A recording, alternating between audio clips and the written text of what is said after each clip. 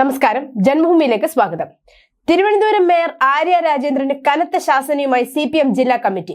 Mayor ധാർഷ്ട്യം പ്രകടിപ്പിക്കുകയാണെന്നും പാർട്ടിക്ക് ഇത് വലിയ ക്ഷീണമാണ് ഉണ്ടാക്കുന്നതെന്നും മേയറുടെ ഭരണപരാജയങ്ങൾ പാർട്ടിയെ ബാധിച്ചിട്ടുണ്ടെന്നും CPM ജില്ലാ കമ്മിറ്റിയിൽ ശക്തമായ വിമർശനമുണ്ടായി.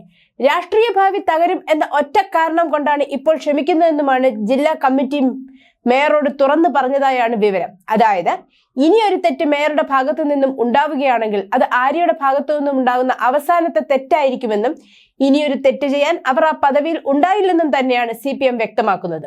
മേയർ സ്ഥാനത്തു നിന്നും മാറിയാൽ രാഷ്ട്രീയ ഭാവിയെ ബാധിക്കുമെന്ന ഒറ്റ കാരണം കൊണ്ട് ഒരവസരം കൂടി ആര്യ രാജേന്ദ്രന് നൽകാനും CPIM ജില്ലാ കമ്മിറ്റി യോഗത്തിൽ തീരുമാനമായി.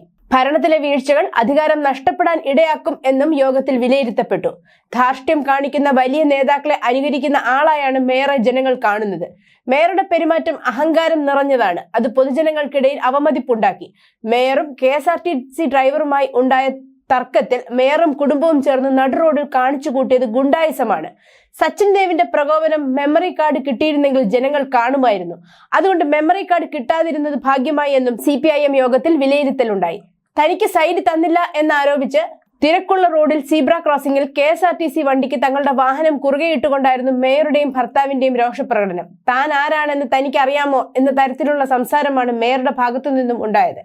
എന്നാൽ കാര്യങ്ങൾ കൈവിട്ടു പോകും എന്ന് മനസ്സിലായപ്പോൾ KSRTC ഡ്രൈവർ യദുവിനെതിരെ ലൈംഗികാരോപണം നടത്തുവാനും മേയർ തയ്യാറാകുന്ന കാഴ്ചയാണ് പിന്നീട് കണ്ടത്.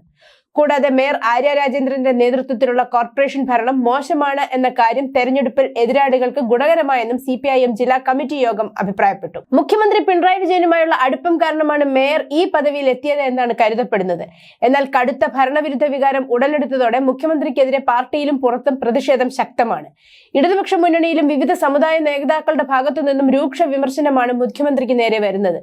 ഇതോടുകൂടി പാർട്ടിയിലും മുന്നണിയിലും മുമ്പുണ്ടായിരുന്ന അപ്രമാദിത്വം ഇപ്പോൾ പിണറായി വിജയൻ ഇല്ല. അതിനാൽ തന്നെ പിണറായിയുടെ പിൻബലം കൊണ്ട് പാർട്ടി സ്ഥാനമാനങ്ങൾ നേടിയ ആര്യ രാജേന്ദ്രനെ പോലെയുള്ള ആൾക്കാരുടെ കാര്യവും ഇപ്പോൾ കഷ്ടത്തിലാണ്. അതുകൊണ്ട് തന്നെ പിണറായിയെ അനുകരിച്ച് ധാർഷ്ട്യം കാണിക്കുന്ന ആര്യ രാജേന്ദ്രനെ പോലെയുള്ളവരുടെ നാളുകൾ എണ്ണപ്പെട്ടു എന്ന് തന്നെയാണ് ഇപ്പോൾ പാർട്ടിക്കുള്ളിൽ നിന്നും വരുന്ന എതിർസ്വരങ്ങൾ സൂചിപ്പിക്കുന്നത്. News desk, Janmabhumi.